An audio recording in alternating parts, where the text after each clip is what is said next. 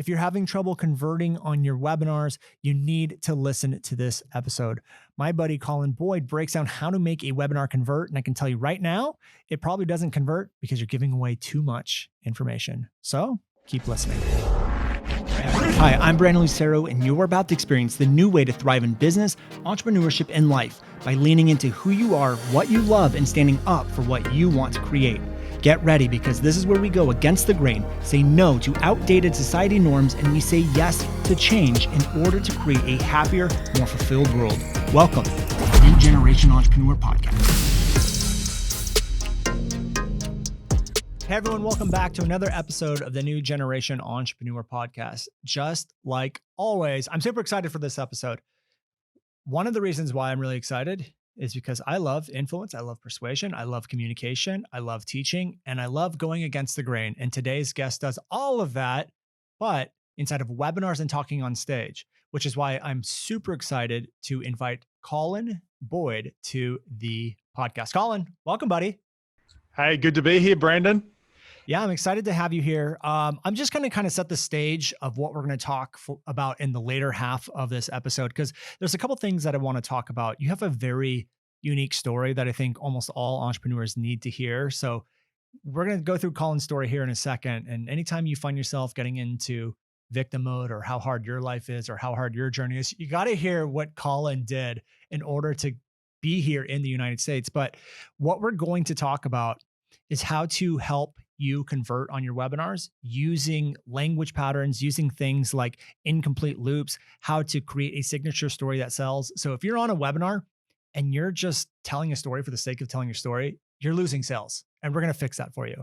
So Colin, my first question for you is, how did you get into this whole entrepreneurship thing? Because you weren't, and how did you get to the United States? Because you weren't born here, right? No, I wasn't. Yeah, you could hear my accent. Well, I mean, for me, it probably all started about 12 years ago. I remember we were living in a 2-bedroom apartment with my wife. We were kind of newly married. I had this passion to be a life coach. That was what I was studying at the time. I remember my grandmother came up to me and she was like, "Colin, how could you be a life coach? You're so young. You couldn't help anyone with anything." So I kind of was like, "Thanks for the encouragement, Nanny." Yeah, and, thanks, Grandma. Thanks, Grandma. That's fantastic. But to be honest, I was just really struggling to get clients. And I think I had one paying client, and I had this vision to help people, which I think a lot of, your listeners, including yourself, all start out with. Yes, you want to make money, but you also want to do it in a way where it's serving and helping people. So I had this vision, but I just didn't know how to get about making money from it and getting clients. And I remember what happened was this one moment that changed my life, which was at the time I got asked to speak at a free event. And this was really the first time I'd ever spoken to an audience before. And I went there. I remember walking up the stairs. It was literally a dark and stormy night. And the event organizer runs up to me and he's like, "Colin, you wouldn't believe it. This is the biggest turnout we've ever had. There's like 150 people here." And I was freaking out. So this was like bad news for me, because I'm just thinking, great, there's more people that I'm just going to look stupid in front of. But wait, have you spoken before, or was this like your first time? This is my first time ever speaking as a life coach at a professional situation. Now, I'd spoken at youth group and, at university to do a project, but I'd never spoken as they're bringing in a speaker. This was the first opportunity I'd had. So I spoke, and at the end I made an offer. Now, what I didn't realize that I realize now is it was an irresistible offer. And what happened was, out of the 150 or so people, there was like 125 of them that gave me their personal details to follow up. I did some coaching with those people. And then what happened was I ended up filling my entire coaching business in this one presentation, and then back end of that, getting a call from Hewlett Packard, and ended up signing my first actual presentation, which was for HP, which ended up being for 5,500 people, which was that's a whole nother story. Wow. But for me, that experience, and I know that that's an example of a live presentation, but that was the first time I'd ever tasted this idea of that one presentation can quite literally change your business. It can change your life. Like one presentation, there could be one person in that audience, which there was for HP, who were a client for over 10 years. They flew me all around the world. this one presentation changed my life. And then that was when it was early on with webinars. And then I started to use webinars, and then started, making $4,000 to $5,000 in a webinar, and then 10,000, and then 30,000, then 50. And then I remember doing like $100,000 webinar and just blowing my mind that you could literally make more than people make an entire year in 1 hour in a presentation online. And so for me, that experience was just transformational. And that's taken me, you mentioned going to the US, 3 years ago, we moved to the US, and I couldn't have been able to do it if I didn't know how to use presentations to get clients. And then, using that virtually as well helped us to do this transition to the US. Yeah, that all makes a ton of sense. Let's go back to that story of you getting that first talk. So, I mean, how long were you, and just to clarify real quick, you said was that 125 sales you got or 125 leads that you then followed up with? Okay, got it. Yeah. And I did like 10 coaching sessions with individuals. Oh no, sorry, not 10. I did about 25 actually, when I think about it. And then out of like those 25 sessions, I signed like 12 people into my coaching program. And then I had a full coaching program, but it all came from that one presentation. Got it. Okay. How did you even get up onto that stage in the first place? Because I know there's a lot of people who are like, cool, you did your first presentation, you did well with it, but they're like, I don't even know how to get on a stage in front of people. Well, I think part of it is first of all, you've got to decide that you're serious about what you're doing. And what I mean by that is, because that presentation actually came through a referral. So there wasn't any sort of strategic thing. And I think sometimes there's two levels. I think there's an unconscious level, and then there's a strategic level. And sure, strategic absolutely works, but unless you're fully committed to going, you know what, I want to be a pro. Actually, and it's the reason why they would do, your program, they'll do my programs or do other people's programs. It's like, because you make a decision, you're like, I'm going to be a pro. And when you make a decision to be a pro, you actually start attracting opportunities into your life. Energetically, you actually start giving off different things. And so for me, I made that decision to go, I want to be a pro at this and I want to go all in. And then I actually attracted that opportunity. So that was just a referral from a friend for that one. Okay, gotcha. And I don't know, do you watch Ozarks on Netflix? Have you seen that show? Okay. So I forgot the guy's name, but he was the real estate agent in there, and he decides to not do real estate anymore. And he wants to be like a motivational speaker or a life coach. And so he starts putting on these things, these little things in like these small hotel rooms. And one of his friends comes in and sees him, and it's like 4 people in this room, and he's just sitting there motivating them and whatever. But I kind of I feel like most people who are like, I want to be a life coach or I want to do something, that's them. But you got up onto the stage to go do this. So, I mean, how did you even get the referral in the first place? Were you putting out content? Were you how were you getting your name out there to even get that referral?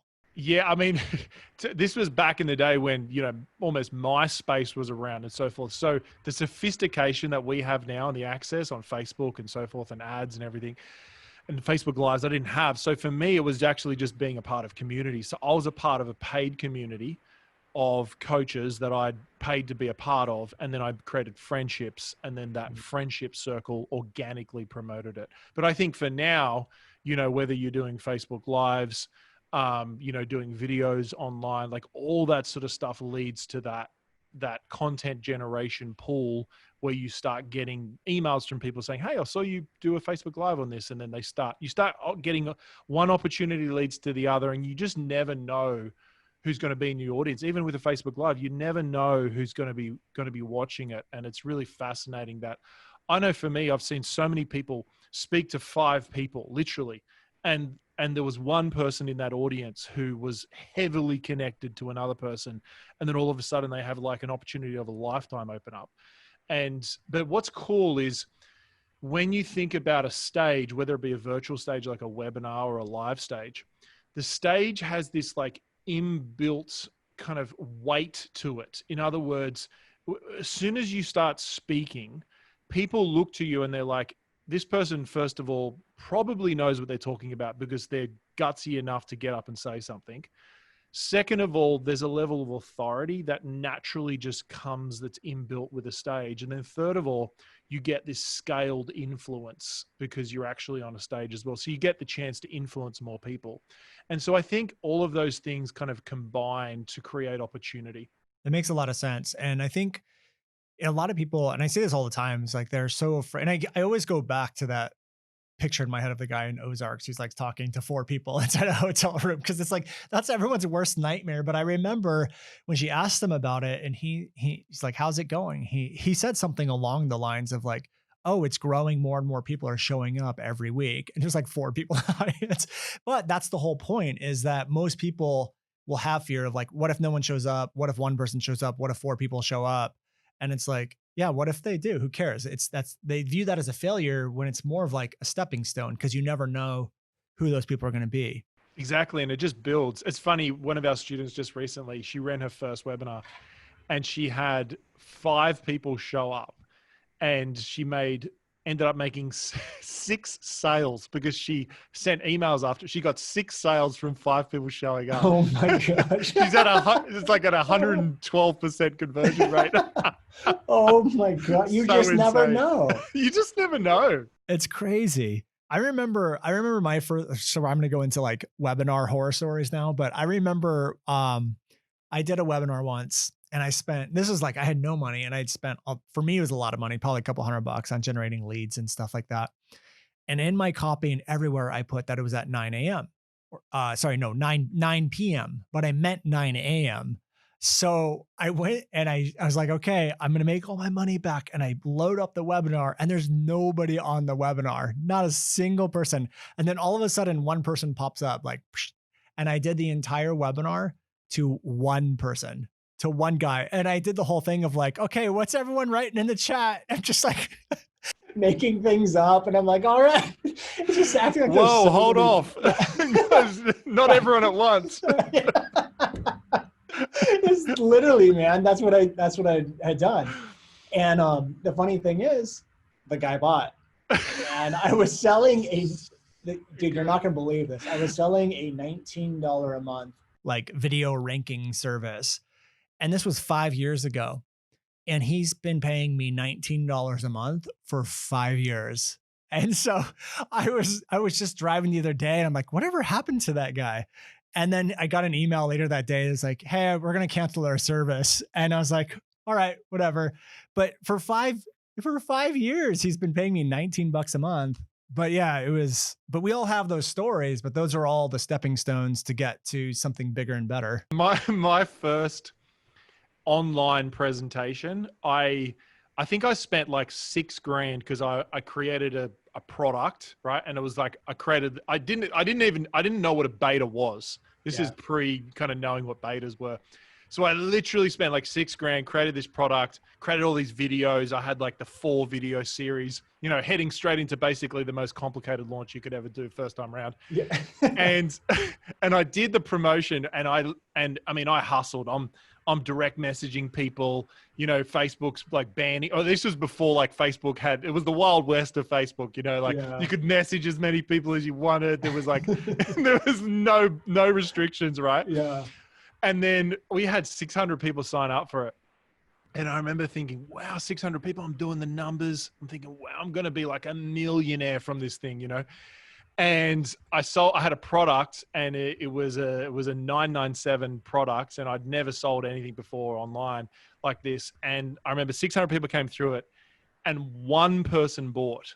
Oh, and I remember just thinking, and he bought the $97 a month payment plan. And I was gutted. I remember just being, and I remember I had like group coaching calls as part of the actual offer itself. So I'm thinking I've got to deliver all these group coaching calls to one guy who may not even turn up. And then, like I was just so gutted. But I remember for me, that was when I got obsessed about what's the difference between a presentation that entertains, because I realized the content entertained the person, because the person actually wrote back and they're like, Colin, it was a really great presentation.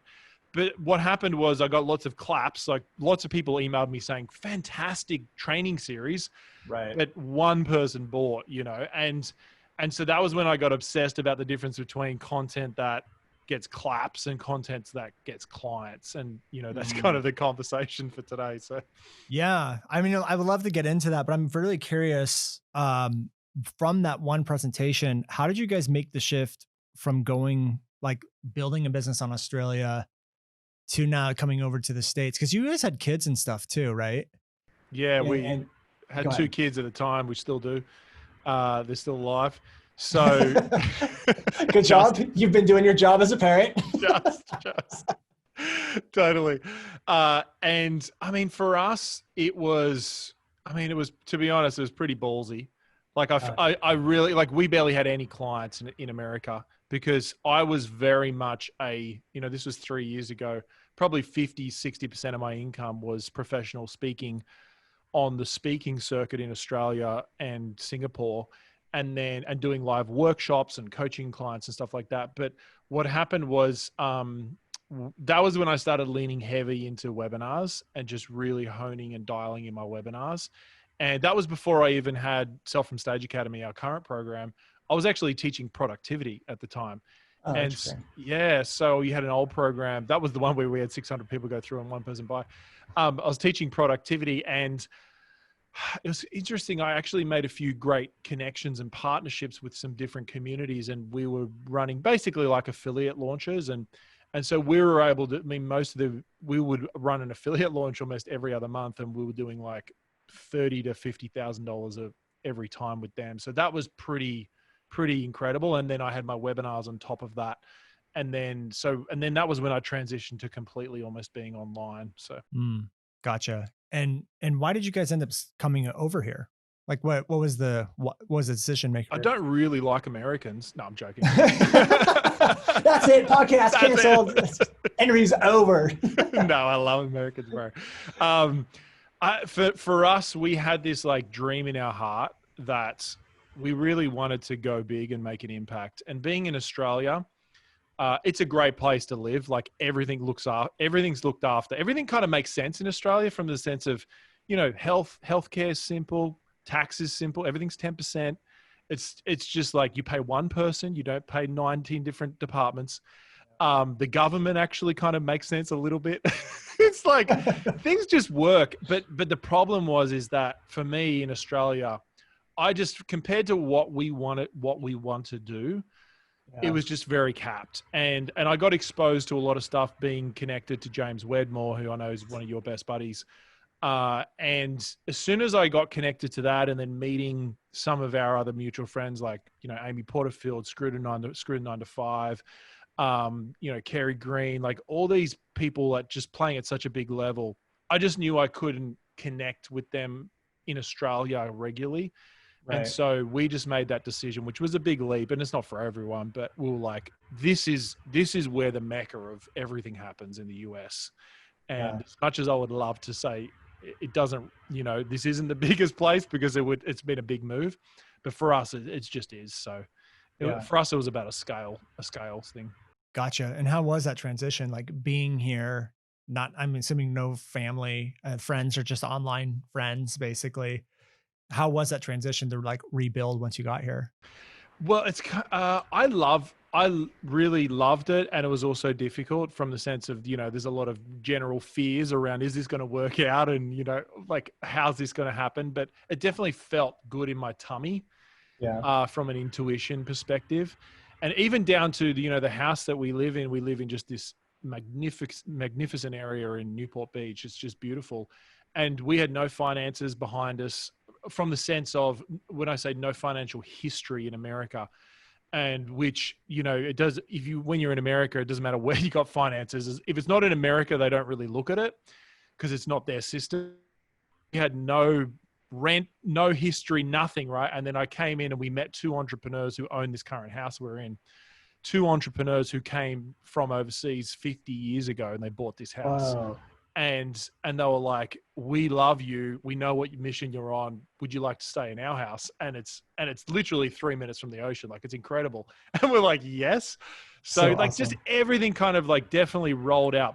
There was the usual challenges and difficulties, but I really feel like things, when you go after what you want, it's kind of like the metaphor of, most people wait for all their ducks to get in a row, but the only way for all the ducklings to get into a row is for the mother and, daddy duck to just start walking. As soon as they start walking, all the ducks run behind them. And so for a lot of people, if they're waiting for something to happen, it only happens when you start taking steps out forward in faith. I love that metaphor, that analogy. That's amazing. How was it with your kids? How old were your kids when you guys moved over here? They were, they're 5 and 7 now. So they were like 2 and 4. Okay. So like before school and all that stuff. Yes. And that was a big thing, man. It was like, I think periods of life allow you to do certain things a bit easier. And so for us, we knew that if we waited another year and a half, it was going to get a lot more difficult because school was going to be involved with our eldest son, Jonah. So we definitely saw a window. And I remember when we made the decision, and by the way, like for me, I researched how to make the move to the US for 2 years probably and got nowhere. And in fact, ended up probably more confused. Yeah. But when I decided to actually, hire an immigration lawyer, international business consultant, and just a few people professionally, within 6 months, we'd moved to the US. Wow.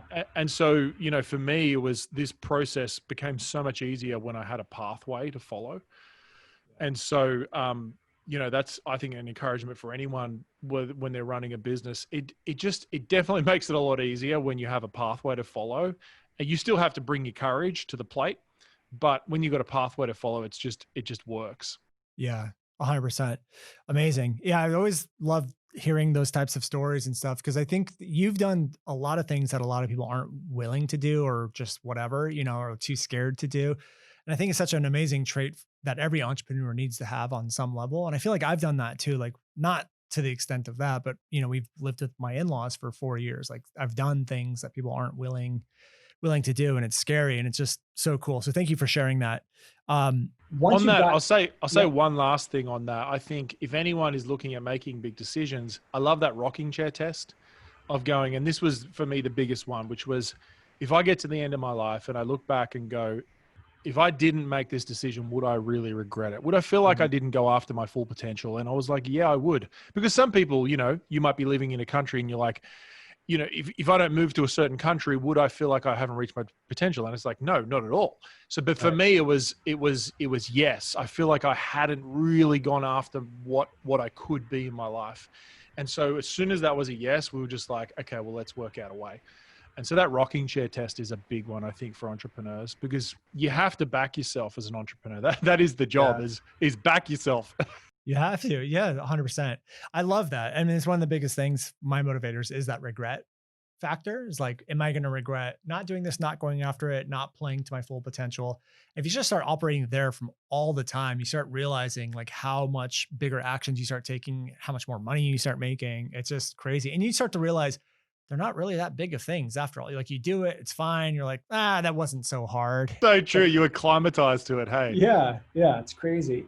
So when you guys got here in the States, I'm assuming to just start rebuilding the business, did you just start doing more speaking on stage, more webinars, things like that? That was that was an interesting time because I had this great partnership that I was running, doing partnership promotions. We were running webinars. I started to get a few speaking gigs. Started getting paid on stages, and that was obviously when live stages were available. Mm-hmm. And then I remember there was this 7-figure business owner. She came to me and she said to me, she was like, Colin, all I want to learn from you is how do I sell from stage? And I remember, I feel like that was because I think for a lot of us, when I think about it, it was something that I've always wanted to do, but I had a lot of resistance around it because I created a productivity course because I knew that if I failed at teaching productivity, it wouldn't matter. And when this woman really pointed me out and said, Colin, she's like, she runs a 7-figure business. And she said, I would come to you to learn how to speak on a stage to sell. And that was a moment for me where I was like, okay, am I going to really go after this or not? Because I felt like if I fail at this thing, then I'm a real failure. Yeah. Because this is actually what I really want to do. Yeah.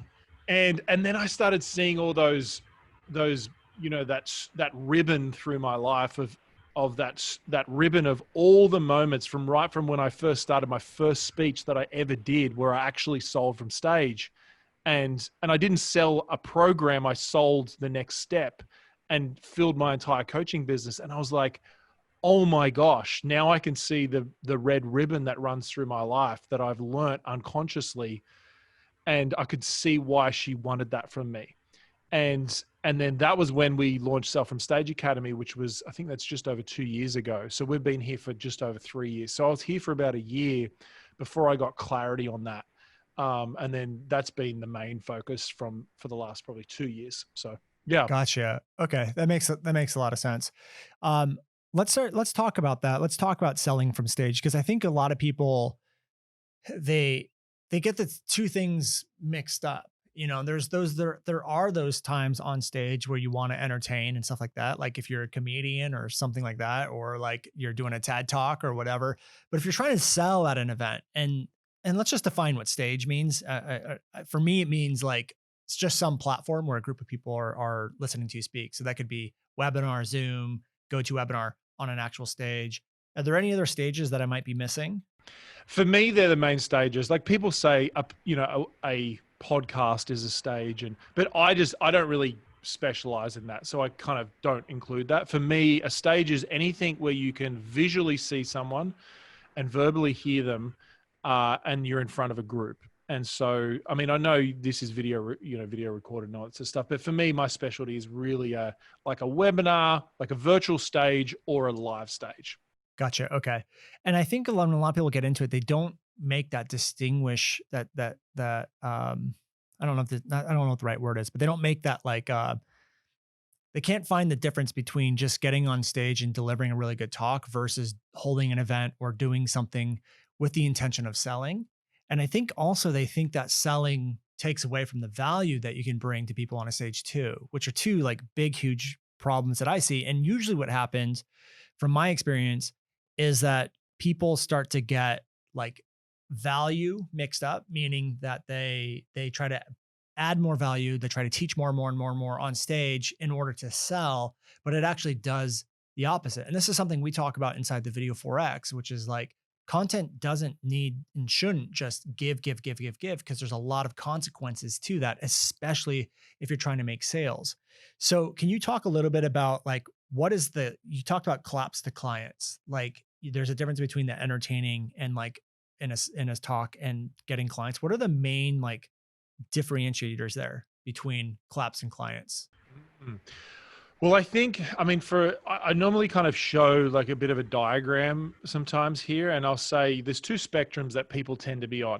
They either be on the engagement spectrum, which is they're a great speaker, great communicator. They know how to tell stories, metaphors, ask questions. They've got the art down pat, but it doesn't lead to more business. It doesn't lead to opt-ins, or it doesn't lead to actual clients. So they're a great like speaker. And then you got the other spectrum, which is high conversion. So maybe they run a webinar and yes, they do get clients, but they also get a lot of negative comments, or they get known in the industry of like, you know what, unless you want to join his program, like there's no point in doing that training. And so you get these two spectrums. And I think a lot of the times people think that they're, exclusive. You can't bring them together. And so for me, the two, if you're extreme on both those spectrums, you're either highly entertaining and you get lots of claps, or you enroll people, you get clients, but you kind of leave a bad taste in people's mouth and you feel like you need to take a shower after it. And so the goal is what I call creating irresistible content in your presentation. So that is where you get enrollments, but you also get an ovation. You also get people saying, that was incredible. I would have attended that no matter what. And you know what? Their program, or their next step, whatever that looks like, looks incredible. I'd love to be a part of that. So how do we start to craft that? Like what are the first steps to starting to create something that has the blend of both of those? Yeah, well, I think it's really looking at your content and going, what are some concepts that do a few things. First of all, they are so valuable that just understanding the concept in itself is value. And so what I mean by that is sometimes I'll give you an example. You know, one of the content pieces that we teach is that you need to make this shift and see selling as serving. And so a lot of the times people see selling as manipulative, selling as pushy, and we've had all these bad experiences before. Right. But if you think about, you know, your listeners, if you think about a program that you've done before, and imagine that you know, content, you know, creator, that they didn't make an offer to you. Imagine they didn't make an offer to you and you didn't see that experience, that transformation in your life because they decided not to make that offer. I wonder what would be missing in your life because they chose to not make an offer to you at all. And so for me, you know, I think about different people in my life. And to be honest, I may not even be living in the US if certain people didn't make offers to me. And I look at that and say, you are that person for your audience. And so if you don't have an offer on the back end or something that you can serve them with on a greater level, then you're actually almost doing them a disservice for the right person, because when the right person joins, they completely transform their life and their business. And so this shift of seeing that selling is actually the doorway to serving is a really valuable concept. And a lot of people say to me, you know, like that completely shifted my perspective of it. And so that is a concept that I teach, whether it be a free training or even a paid training. But that concept's so valuable that even though there isn't all the how-tos and the practicals of it, that just that perspective shift can truly transform someone's life. Yeah. And that's something we talk about all the time. So if you guys have listened to the podcast, we talk about how powerful shifting someone's perspective actually is. And Colin, this is kind of what I pretty much describe it the same way as you. I know, then this is why I love having you on the podcast, is because you and I are so in alignment on this stuff, is that we both know Dr. Shannon Irvin. She talks about gas pedal and brake things, where it's like we can give people gas pedal things all the time. So the how-tos, the tutorials, the whatever. But if they have their foot on the brake, it doesn't matter. So the gas pedal could technically move them forward, but if their foot's on the brake, it doesn't.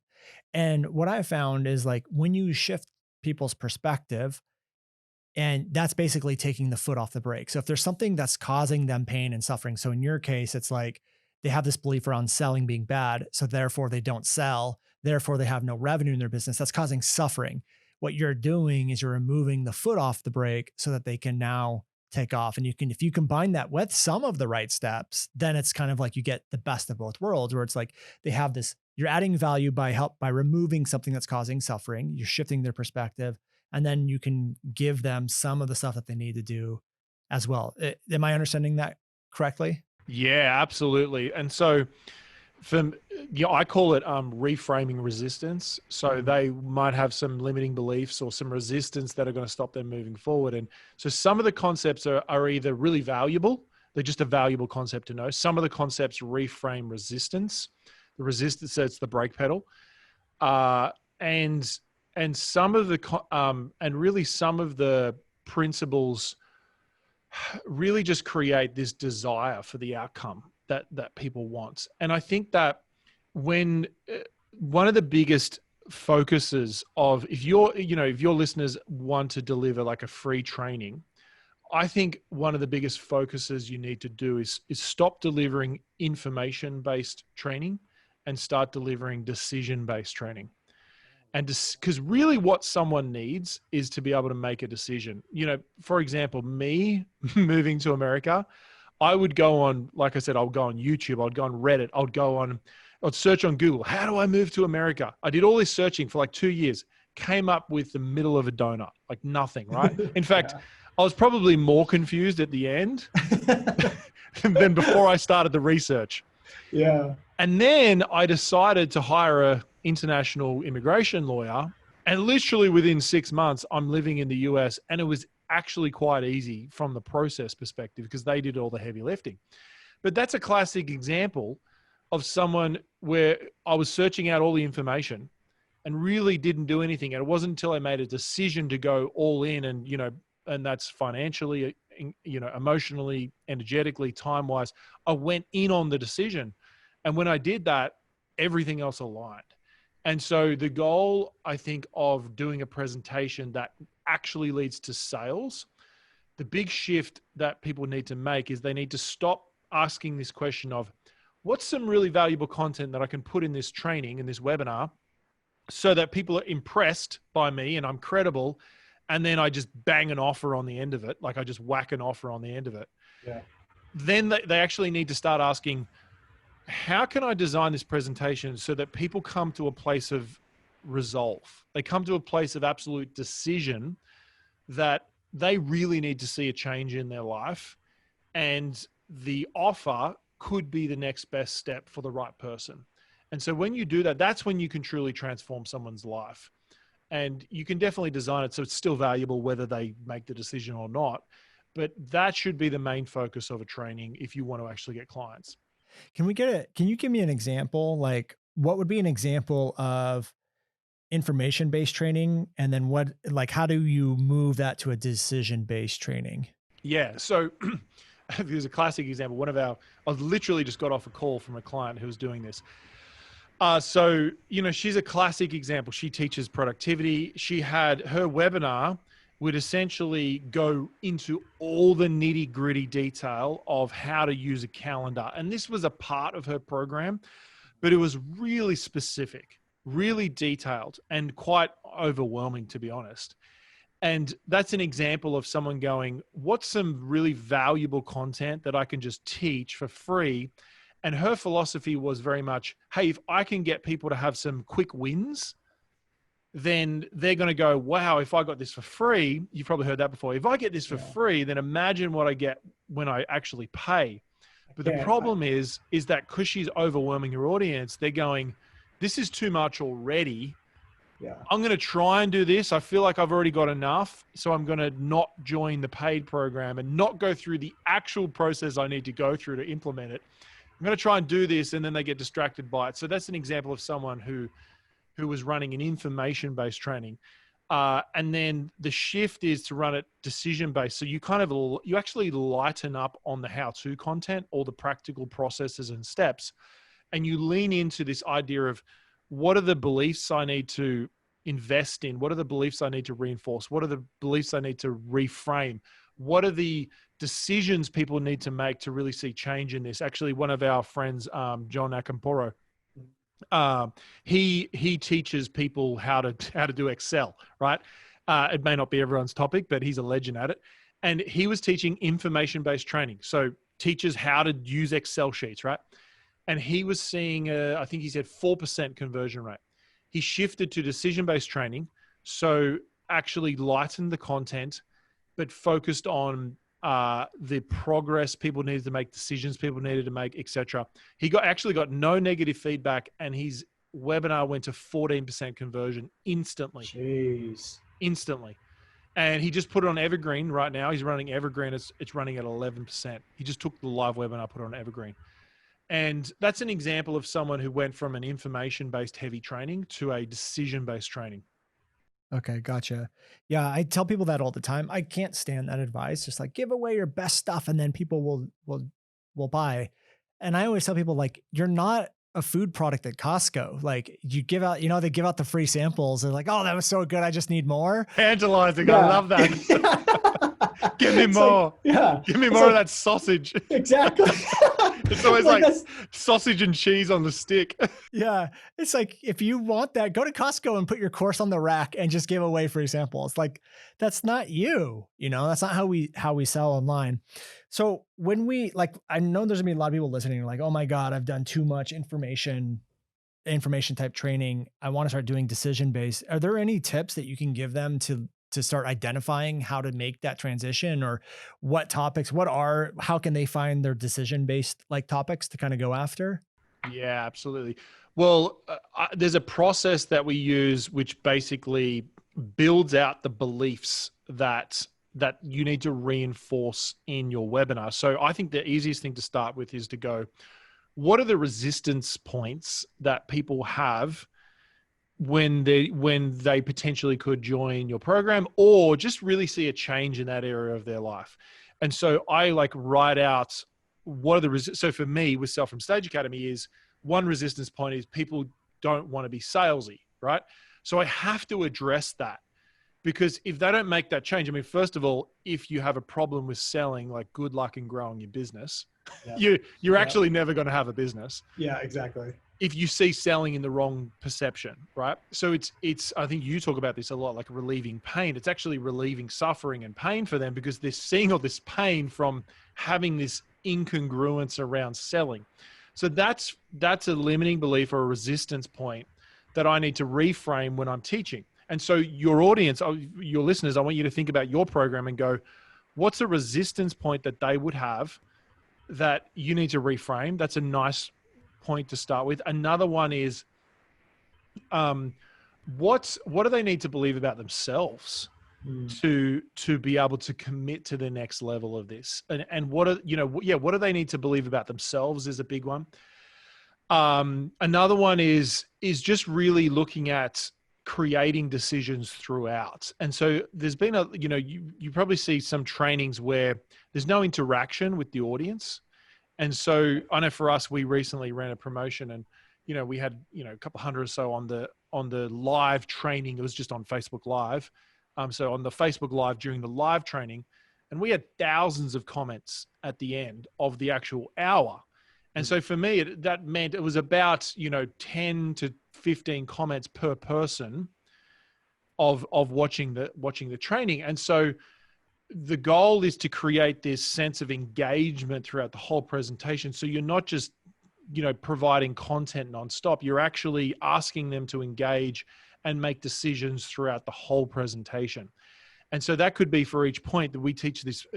We have this process called Infusion Selling. In Infusion Selling, there's 9 strategies, but one strategy is what we call micro decisions. And micro decisions is that at each point that you move through, you ask people to make a commitment. You ask people to make a decision to go after that particular area. And what that does is it's going to start to increase the commitment momentum that someone has towards that particular outcome. And when you get enough decisions, when you ask them to make a final decision at the end of their presentation, they're already in a decision momentum. And so they're more ready to make a commitment that they've actually been putting off and wanting to do for quite some time. But because they're in this place of momentum, they're ready to make a bigger decision. I love that. So you just have them make smaller decisions all the way through to keep that decision momentum. Love that. So smart. You said that's one of 9 things. What are those 9 things called? The Infusion Selling. Infusion Selling. Okay. Infusion Selling. Now you do this, you also have this concept called tantalizing, which I love. I mean, I freaking love using it. Although I didn't have a name for it. I just didn't know I was doing it until you were like, yeah, this is what tantalizing is. I was like, oh, I've been doing that. But in that explanation of Infusion Selling, Colin was tantalizing. And it's so smooth that most people wouldn't pick up on it. But he's like, he said something along the lines of, there's 9 infusion selling strategies. I'm going to give you one right now. And then he went right into the one. And then it was so value adding and so kind of like mind blowing, like the whole momentum decision making, that you don't recognize that he just told you there's also 8 more that you don't have yet, is basically what he just did. And so can you talk a little bit about tantalizing and how do we incorporate that into the webinar? Because I use this in our video series all the time. So how do you use it in your webinar? So this is actually another infusion selling strategy. So I call it tantalizing your tools. And so essentially what it is, so let's say you're unpacking a case study and you're telling this case study about Jenny. She had a lot of challenges with her content, and she wasn't getting much engagement. And then, she had this desire to serve people, to help people. And so she used this process, which we call and you could just make, whatever that process is called. It could be the irresistible content creator. And she used the irresistible content creator. What that does is takes you through these 3 big questions that creates desire for the content. And this is what happened with Jenny. And you go through what happened with Jenny and the outcome she got. Now, what you will do is you actually show a picture of that irresistible content creator process. and you could show a picture of it, and people sometimes will take screenshots of it. Like, they're, oh my gosh, that's amazing. Like, and so you show a tool, you basically, you tantalize it. I know, it could be, maybe you give a slide deck as a part of your tools, or maybe you do it. You've got a 27-point checklist for how to create an exceptional podcast, or whatever it is. And you show it, and it creates desire for, it's almost like a carrot at the end of the stick. It creates desire, and they're like, oh, I want to take the action to get that checklist or to get that thing. So that is tantalizing your tools. And so one, you need to do it visually, you need to do it verbally, and then you need to explain the value and the impact of that particular tool. And you can take people through the process a little bit, like, because you still want to give them some value where they're like, oh, that's really cool. Like, that's actually really helpful. So in their brain, they go, okay, I could see this working for me. That makes sense. This is really simple. But there's not too much stuff to do where they're saying, oh my gosh, I've already got too much. I need to like stop. So that's where you get into that overwhelm of content, where people get into information-based training. So tantalizing tools is just simply showing a really cool template or a tool, explaining the impact of it, visually, verbally, talking about it. And then you can actually, when you're unpacking your program at the end, you can actually refer to it. Hey, this is the template that Jenny used, the irresistible content creator. So you get that as a bonus part of our program. I love that. I love that so much. And so I've used it, but in a kind of a different way, where I always will say things like, we have X, Y, and Z. I don't visually show it, but I'll say we have X, Y, and Z, but I'm just going to show you this one little thing. I love using that because it's kind of like tantalizing. Hey, there's more. But it's a very smooth way to do it. And also say that the program's opening in a few days. So I'll always say things like, we have 9 different ways to do this right now in our program. We go through all of it. And right now I'm just gonna give you this one. And we do that throughout our entire video series. And so by the time the end comes, people are like, I want the program. But even though we didn't really talk about the program other than just those things in there. So I freaking love that so much. And that's what you should have as a result. Like, if you're doing, like, a lot of our clients sometimes do challenges. And so if you don't have let's say it's a 5-day challenge. If you don't have by day 3, people going, when can I join your program? Even though you haven't actually talked about it, then you're not infusion selling correctly. Like, you're not selling as you're teaching. You're actually just teaching, and people are going, this is really helpful. And they're going, I've got lots to do now. Yeah. And then if they're not, by day 3 going, how do I join your program? I remember just recently we did a video launch, and there was a comment from a lady. She's like, okay, Colin, when can I seriously start giving you some money? She's like, I've waited long enough. When can I start giving you some money? And then she had to wait a few more days. And so there should be that desire. And that's the difference between that pushy type of content where people feel like, oh, this person's just trying to sell me something, to it's actually the opposite. It's the client wants to move faster than you, the person's actually making the offer.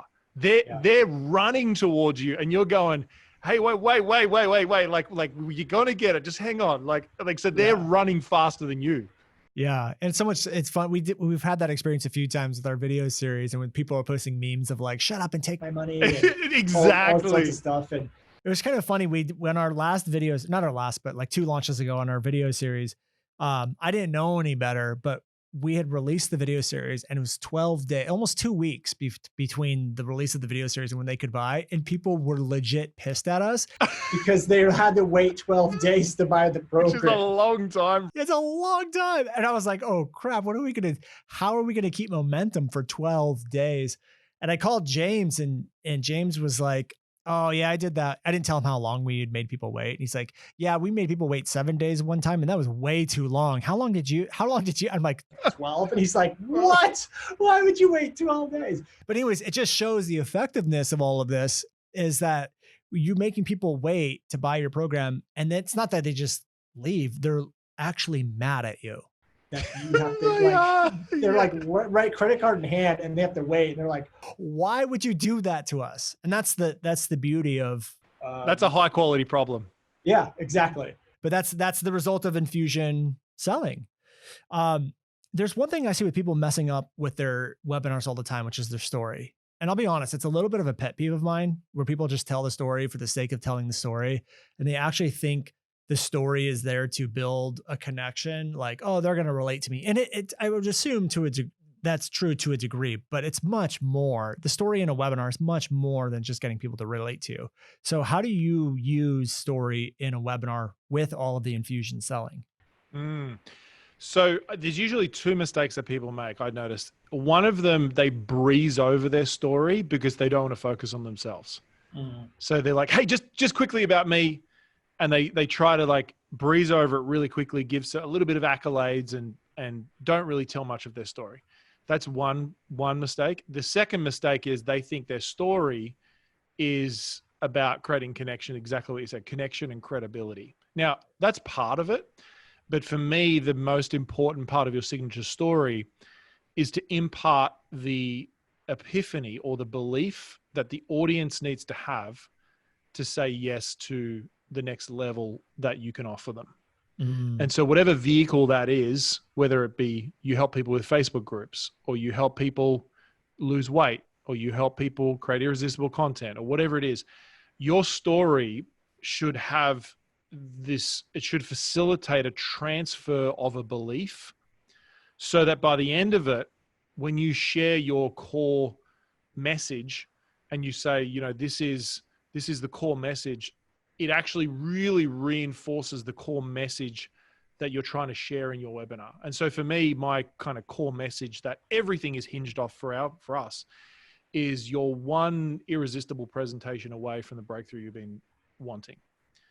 And so my story reinforces that. And so, you know, for your listeners, you have to think about what is that core idea that you want your audience to believe, that you know that if they believe that, that will really help them to see progress in that area. And then your signature story should reinforce that epiphany, as opposed to being about you connecting with them or getting credibility. That should just be an overflow. But right. There's this whole story arc you need to move through from challenge all the way to victory. But that's the biggest mistake that people make, is that they don't strategically think about the story that would help them to transfer that epiphany. Okay. So what would like an example of yours be? How do you use your story in your webinars? Well, it would be, I mean, usually you're sharing your story in the first 10 minutes okay. of the, you know, the introduction, the opening piece. And I actually did it right at the start of the podcast. I shared my story about me struggling to get clients. I couldn't get clients. I got a referral to a free speaking engagement. It was my first one. I got 125 people's names, instant database, followed up, got a complete, you know, set of clients and had a big opportunity with HP. And that's an example of a signature story, because I could tell my story, and you actually asked me about my story about moving to America. Right. But I actually chose to tell the start of my story, which was the start of my entrepreneurial journey, and then link it into moving into America, because I knew that if I told my America story, it's not really going to reinforce I mean, it probably could a little bit, but it doesn't reinforce the core idea that I want to help people to understand. Right. Does that make sense? And so 100%. You can strategically use this. You can strategically use this in so many different platforms. And so once you've got this story, then, you know, you would use that in the first 10 minutes and it connects. And so for me, I didn't start off with, hey, you know, I was running this amazing business and I was on top of the world and got this speaking engagement that paid me, you know, $20,000 and I just killed it. You know, I started in a place of hardship, and that's what people resonate with. They resonate with hardship and difficulty and vulnerability. And then we moved through the process, but it transfers this idea that, and it's true, is that you nail one good presentation, one good video series, one good, you know, content piece, and it can literally transform your life. Yeah. And so that's an example. Well, I'm starting to realize now in our video, because I'm doing a lot of stuff you're talking about, but I haven't really realized what I was doing. Like I knew, I'm like, okay, this is the point I want to get across. So here's the story that reinforces that point. It's kind of the way I looked at it. Would that kind of be okay? Great. Because I think in ours, one of the stories I told was like how I did a webinar that had bombed and no one had bought. And then the story went into like, then someone who bought, but they didn't attend the webinar because they had watched my free content and already knew that they wanted to buy. So it was like reinforcing the idea that the content is what does most of the selling. So that would be an example of like signature story that. Well, that's a signature, because there's two types of stories. There's signature stories that reinforce a core premise. Okay. And then there's stories that reinforce a core point. Okay, So you've got stories that are peppered throughout your presentation that reinforce just a key idea you're trying to get through. And then you're going to have 1 to 3 signature stories that you could tell that really encapsulate the core idea of what you're trying to help people with. Gotcha. Okay. And so that example was more of like that one that should be peppered through to reinforce a point, right? Not necessarily a signature story. Like, it could be like your example there, I feel like could be a signature story, because it reinforces what you do. And I think that's why, I love our content together, is because you really help people at that front end of the funnel to prime their mind to buy. And then my specialty is really, for me, is that conversion point of like the webinar itself, like the presentation itself. And I think those two combined, like that is a market leading combination of the, the desire all the way through into the decision point. And so, for you, like, that's a great signature story because it reinforces what you teach. Yeah. At a core level. Okay, great. That makes a ton of sense. All right, Colin, last question for you is what, like, I want to tap into this a little bit, and I think we already have a little bit, but I think this is such a huge, huge, huge problem with a lot of people starting to sell on stage or doing webinars and stuff like that is, again, they teach way too much. What are some of the symptoms they can leave today's podcast episode and self-recognize that they are teaching too much in their webinars? What are some of the consequences that they're going to face if you just teach? Yeah, well, I mean, you're going to get low conversion rates. So you're going to have, your conversion rates are going to be nowhere near what you want them to be. They're going to be probably sub 2% on total lead list generally, or even less, depending on your price point. But you're just going to have lower conversion rates of what you want. Another one is you're probably going to have comments from people saying that was a really good webinar and no one buying. Yeah. Or the worst, the one I hate the most is like, wow, thank you so much. I have a lot to do now. You're like, exactly. Well, I hope buying my program is one of the things you have to do, which usually it's not. Usually it's not. Oh, it was so, I mean, this is a classic example. There was one of our students, she, I think she was seeing it was like a 2% conversion rate. She joined our program, and then she saw she literally 10 times her results. So she did her first launch was I think she did $800, and her second launch using Infusion Selling, she did $10,000, similar audience size, right? And then what happened, she recently did a launch, used Infusion Selling, but then I was doing some coaching with her. And then what happened was she got heaps into the how-to on, I think it was the day before she opened cart. And she had 6 people email her saying, I really wanted to join your program, but that last session just really overwhelmed me. And it actually gave me so many things to do already. So I think I'm going to put off joining your program, and I'm going to wait till maybe I get through this stuff. And she's like, Colin, I could have just bang myself in the head. She's like, I made the mistake. And that's that's classic symptoms of teaching too much how to. And it really does do your audience a disservice because for the right person, if they join your program, they can truly transform their life. And there's probably a bunch of those people, or those 6 people who could have joined a program, but now they're going to do a few random pieces of stuff. Yeah, they might join it later on, but that's a classic example. Well, the thing is I don't think people understand, because I think everyone wants to, I believe it comes down to worthiness issues. A lot of the times too, is people just want to give out everything because they have issues of being called not good enough or things like that. Some of them just might not know better, but really at the end of the day, when you just teach so much stuff, is you experience exactly what you just talked about, especially your student, is you trick people into thinking they have everything they need. and which is exactly what your student just did, or you overwhelm them so they don't buy, or both. And you overwhelm them, and then you trick them and think And they you have trick everything them. they- And you actually leave them in a worse spot. 100%. And you leave them in such a worse spot. And one of the things that, as you know, I work with a shaman. One of the things he says is there's like these codes of conduct that you want to kind of operate by. And one of them is to never leave someone in a worse spot or create more confusion in their life. And that's exactly what you do when you teach. It's about getting the right message to the right person at the right time. And when you just try to jam pack so much stuff in there, is you literally leave your audience in a worse spot, even though they may not recognize it and you may not recognize it, but there's so much information that they still don't have. It's not in a right order. They're overwhelmed, and they're probably not going to get the results that you had promised on the webinar because of that problem. So Colin, I love all of this stuff. And I love how blended your stuff and my stuff go together. It really is like the ketchup to the mustard on a hot dog or something like that. We have a lot of people in our program who do your program as well. They're like, dude, this is just so good. It just is such one fluid thing. So I know you have a training coming up. And if you guys want to register for the training, it's brandonlucero.com/webinar. But can you talk a little bit about what that training is about, what they're going to learn, all that good stuff? Yeah, absolutely. So we will deep dive into the process of signature storytelling that sells. We go through a content map of like how to start mapping out your content in terms of a structure of a webinar that sells. I